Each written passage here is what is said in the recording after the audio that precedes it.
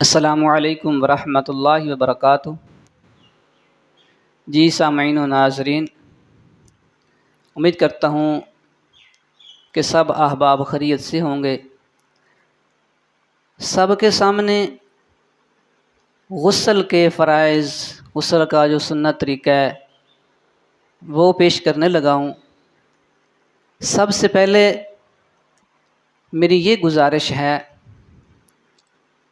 کہ جو والدین اپنے بچوں کی یہ تربیت نہیں کرتے، ان کو یہ نہیں بتاتے کہ غسل کے فرائض کتنے ہیں اور جسم کیسے پاک ہوتا ہے، ان سے یہ گزارش ہے کہ اپنے بچوں کو لازمی غسل کے فرائض بتائیں اور ساتھ ہی وضو کے بھی فرائض بتائیں۔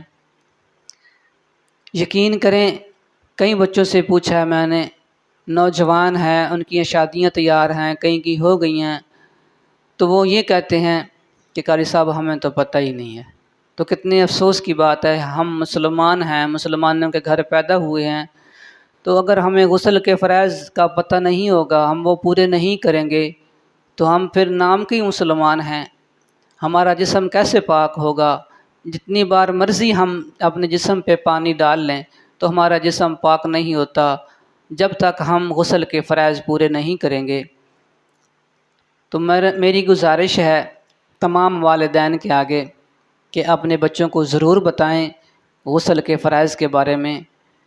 تو غسل کا جو سنت طریقہ ہے، غسل خانے میں آپ نے داخل ہونا ہے، بایاں قدم اپنا غسل خانے میں ڈالنا ہے اور استنجا وغیرہ کرنا ہے، جو نجاست وغیرہ اس کو دور کرنا ہے اور وضو کرنا ہے جس طرح نماز میں وضو کیا جاتا ہے۔ وضو کرنے کے دوران آپ کے 2 غسل کے فرائض جو ہیں وہ پورے ہو جائیں گے۔ مثلاً 3 بار غرارہ کرنا اور 3 بار ناک میں پانی ڈالنا۔ جب وضو مکمل ہو گیا، پھر آپ نے پورے جسم پہ ایسے پانی ملنا ہے جیسے تیل ملا جاتا ہے۔ پھر 3 بار دائیں کاندھے پہ پانی ڈالنا ہے، پھر بائیں پہ ڈالنا ہے، پھر پورے جسم پہ پانی ڈالنا ہے۔ اسی طرح تیسری بار پھر پانی ڈالنا ہے، تو آپ کا جسم جو ہے وہ پاک ہو جائے گا سنت کے مطابق۔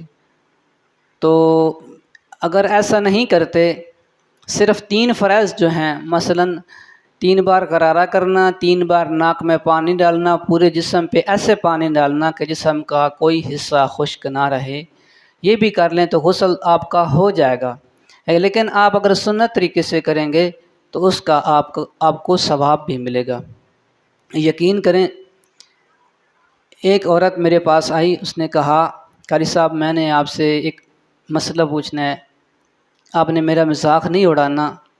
تو میں نے کہا میں کیوں مذاق اڑاؤں گا؟ تو اس نے کہا قاری صاحب بات یہ ہے کہ میں نے آپ سے غسل کے فرائض پوچھنے ہیں، غسل کے بارے میں پوچھنا ہے۔ تو میں نے کہا پہلے آپ بتائیں کہ آپ کیسے غسل کرتی ہیں؟ تو اس نے کہا قاری صاحب میں اچھی طرح اپنے پورے جسم پہ پانی ڈال لیتی ہوں 3-4 بار، تو میں سمجھتی ہوں غسل ہو جاتا ہے۔ تو سن کے مجھے بہت افسوس ہوا۔ اس عورت کے 2 بچے بھی تھے اور پچھلی زندگی جو اس نے گزاری ہے ناپاکی کی حالت میں گزاری ہے۔